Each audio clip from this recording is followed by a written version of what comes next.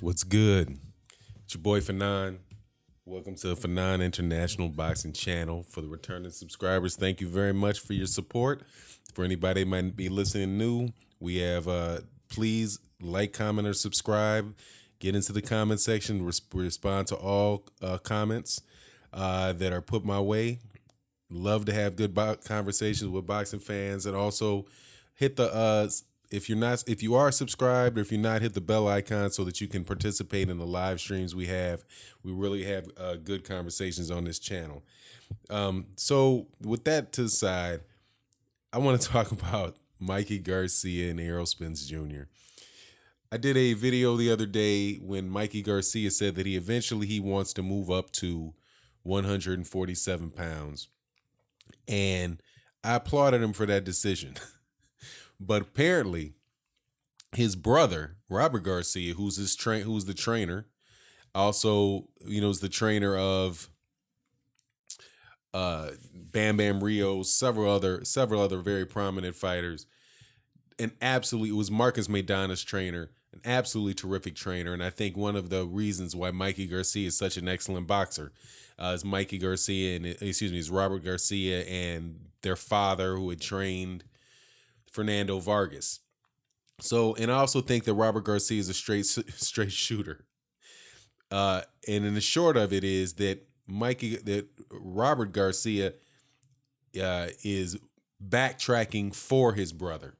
Now, let me go through the article and then I'll give you my thoughts, because I think it's very relevant to the things we've seen with other boxers like Guillermo Rigondeaux, Chris Eubank are the two people that come to mind when I think about this path that Mikey Garcia is considering taking towards Errol Spence Jr.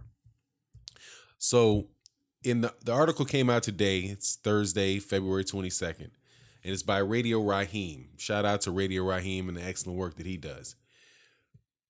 It's entitled, Mikey Garcia's coach feels Errol Spence fight is the wrong move. During a recent interview with BoxingScene.com, three-division world champion Mikey Garcia, 37-0 with 30 KOs, revealed that the welterweight division is certainly in his immediate future. Before he can think about moving up in weight, Garcia must overcome his upcoming challenge.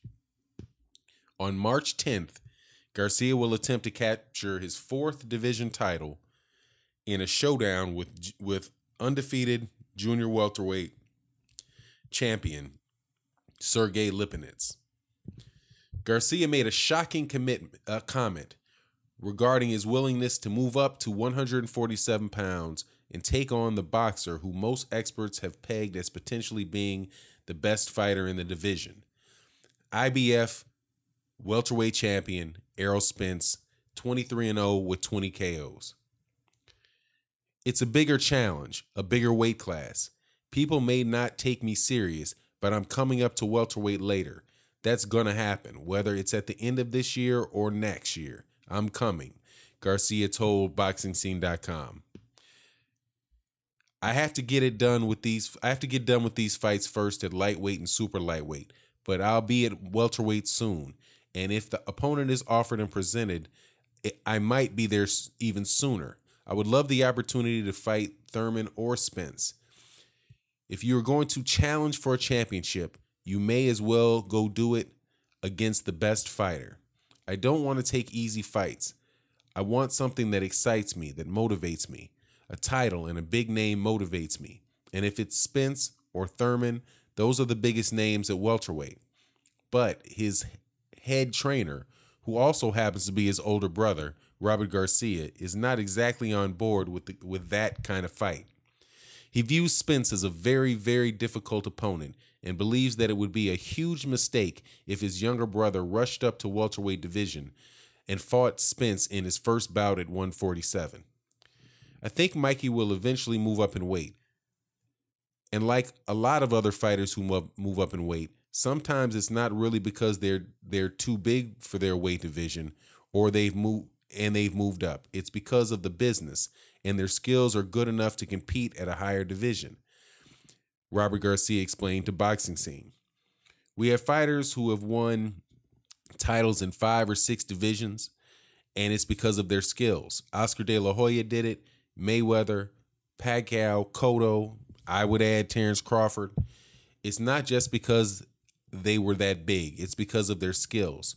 And I think that Mikey will eventually be able to do that. But right now, I think it would be a mistake to go right out there and challenge Errol Spence. Spence, I think, is the best fighter in the division. He's very strong, very talented. I think we have to take it easy on that fight. Mikey might be able to beat a few welterweights, but if we pick the right welterweights, Mikey might be able to compete in that division. It would have to be the right welterweight and not Errol Spence.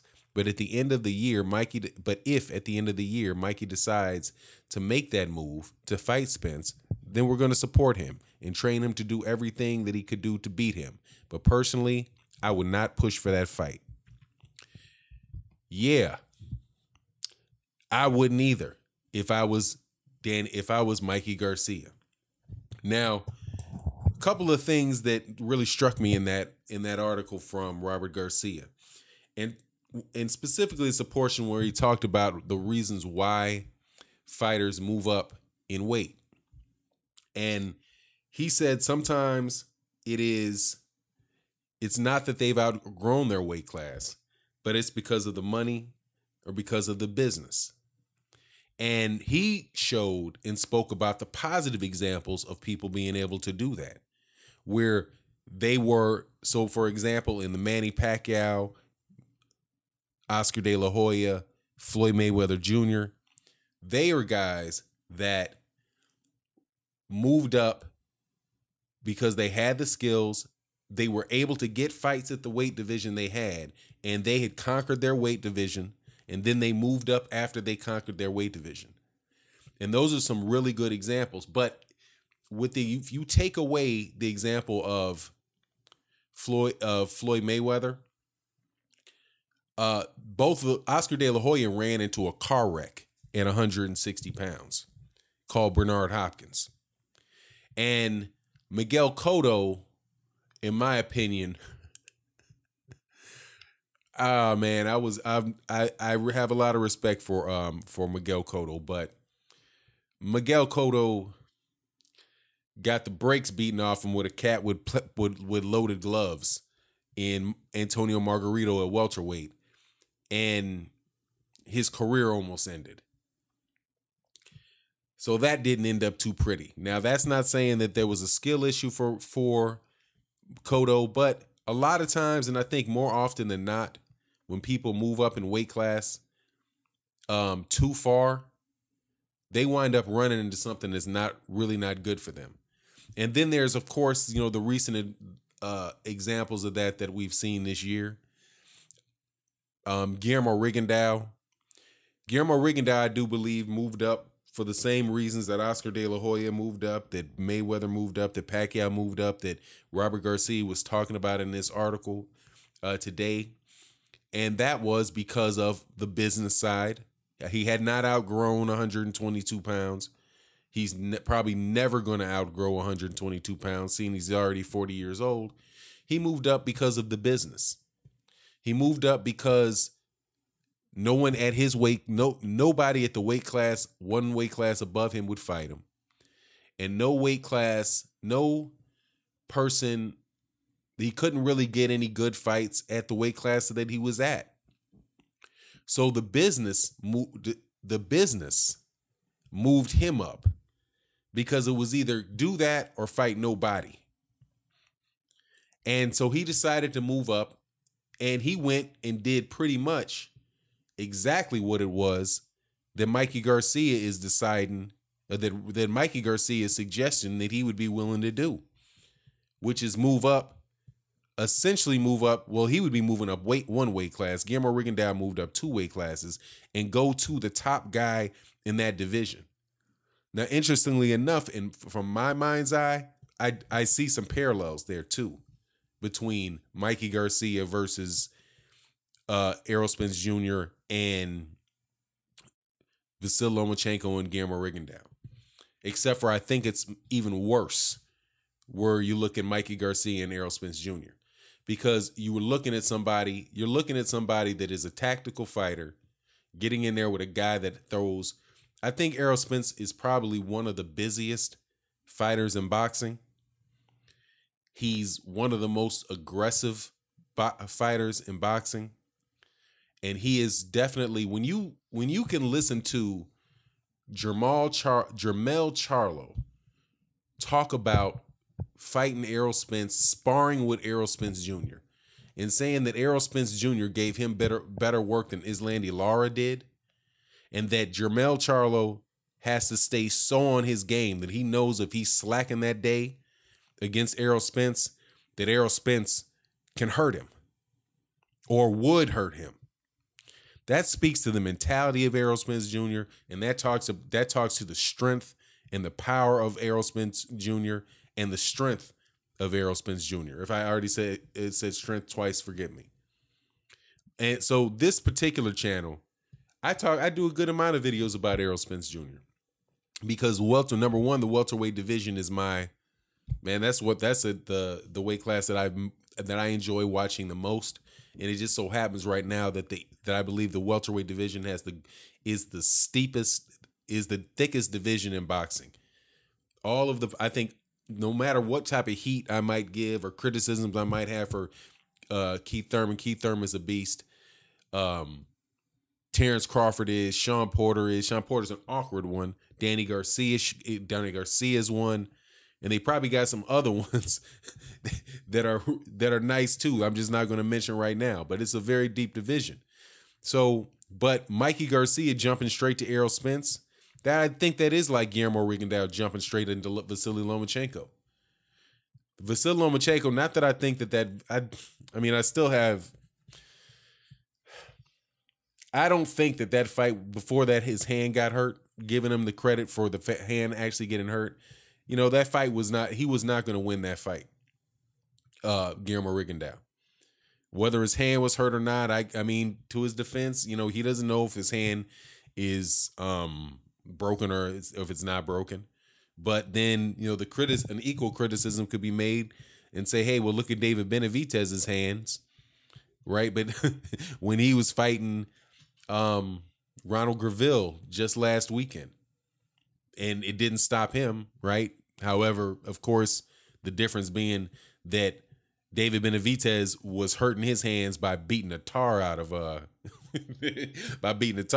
Graville. So it's a slightly different comparison. I mean, but at the end of the day, man, if Mikey Garcia doesn't have to move up for money, right? If he doesn't have to move up for money, and that he doesn't have an option, like Guillermo Rigondeaux didn't have an option, right? Mikey Garcia has options. Mikey Garcia can make good money fighting Jorge Linares. Mikey Garcia can make good money fighting Vasily Lomachenko. He can make good money. He got offered good money to fight Robert Easter Jr. You have the guys at 140 pounds that he can fight. Now, there might not necessarily be that level of guy that is at 135 that he can get paid at 140 that I can think of. But even at 147, I'm sure if he did that, he needs to stay away from. I think he needs to listen to his brother and stay away from them because boxing is unforgiving. It's very unforgiving. There is an article that came out today just talking about the viewpoint that people have on Guillermo Rigondeaux. Right? Guillermo Rigondeaux will probably never make up in the eyes of many people for the Vasily Lomachenko fight because he stopped. Now, personally, I have my own suspicions about that, and that I've said in other videos, and I'll leave that I'll leave it out of this, but I hope my suspicions are true about why these cats got 4 guys in a row quitting. You know, all I'll say about that is I dang sure wish that I knew when they were going to quit. I wish I knew I was going to quit, man, because I'd be going to the betting, man, God dog, if you know when a cat's going to quit, hey, that's a knockout, I believe, in the beginning of the next round. And if you bet on that, hey, man, that's a big flip of money, man. big flip of money. So, anyway, Guillermo Rigondeaux is never going to be treated, never going to be looked at the way that he was looked at before because of that. You look at Chris Eubank. Chris Eubank fought a good fight against George Groves. And from what I can see, you have half of the UK taking a dump on him. You got Prince Nassim Ahmed acting a dang fool when Prince Nassim should know better, seeing as Marco Antonio Barrera scared that dude out of the United States, man. And I don't care what they think. I know he had a car accident. He came back for one fight or whatever, but man, that dude probably has obviously eaten his sorrows away for the last 20 years or however as long it's been since he stepped in there with Marco Antonio and got beat up. So I definitely thought that was mighty hypocritical of him to be jumping on Chris Eubank. But what's Chris Eubank do? Chris Eubank moved up from what he did. He moved up from 160 to 168. He fought for the WBA 168-pound title. And even the fact that he competed, despite the fact that he tried to do everything he could to win that fight with a gigantic cut over his eye, I don't hear anybody talk about his warrior spirit or his heart or, how determined he was to win that or, which to me, I'm watching this fight thinking, man, this guy's showing a lot of character. Yeah, it definitely has gaps in his skill, or at least gaps in his approach, because he walked in there trying to knock out George Groves from the minute that the fight started. Like he was just going to one-punch knock out this guy. Right? At that level, he ain't Deontay Wilder, right? And even Deontay Wilder against Bermane Stiverne didn't do that. He came out and he pretty much waited for the knockout. He jab, hit him with something big, and he waited till he saw that he hurt him.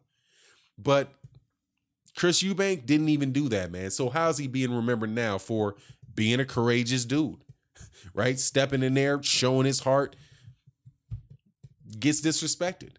So what I fear for Mikey Garcia, and I think his brother fears rightly, is that he jumps up in there with Errol Spence Jr. and he gets beat badly. And I think if he gets in there, I don't know if people saw where Errol Spence Jr. rolled his eyes. He sent like an emoji to roll his eyes where when Mikey Garcia mentioned him.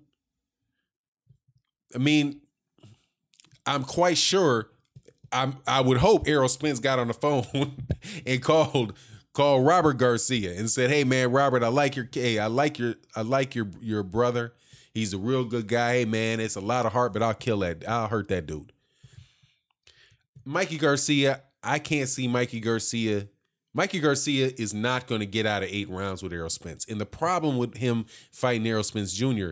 is not the same problem that Rigondeaux would have had moving up against Vasyl Lomachenko. Vasyl Lomachenko did not hurt. He did not hurt Guillermo Rigondeaux. Matter of fact, at no point in that fight did Guillermo Rigondeaux get hurt. Now, Guillermo Rigondeaux didn't cause Vasyl Lomachenko a lot of problems, but he didn't hurt him. Number one, Vasyl Lomachenko doesn't punch that hard. And number two, the hand got hurt and he got out of there. So he didn't get hurt. He's not going to suffer brain damage. He didn't suffer broken ribs and internal damage to his internal organs.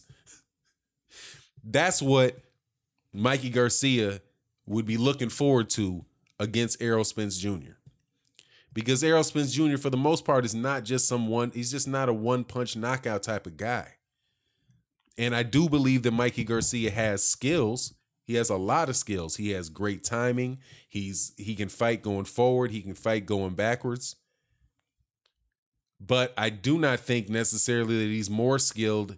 If he is more skilled than Errol Spence, it's not more skilled enough to overcome the brutality advantage, a massive size disadvantage, and a style disadvantage when it comes to somebody that wants to pick their shots a little bit, somebody that likes to box, somebody likes to stay on the outside. Now, he doesn't have,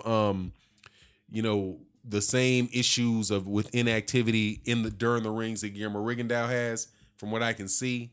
However, I mean, it's just that just would be a bloody beatdown, and it would be a shame to happen, man. It would be a shame to happen. However, the way that these other guys at the 147-pound division are acting, the way that the WBC has Keith Thurman locked up to 2025, and everybody else is pretty much acting like they don't want it, and how Terrence Crawford is locked up, but with Top Rank, at least seemingly locked up with top Rank, then Mikey Garcia might actually be able to get his wish, man. He might actually be able to get his wish. If he beats somebody at 140 and says, hey, I want to jump in there, Al Heyman will probably let him do it. It'll be a big money fight. And it'll be the end of his career. It'll be the end of his career, man. I'm telling you. It'd be worse than Kell Brook. And with that, I'm out. Peace.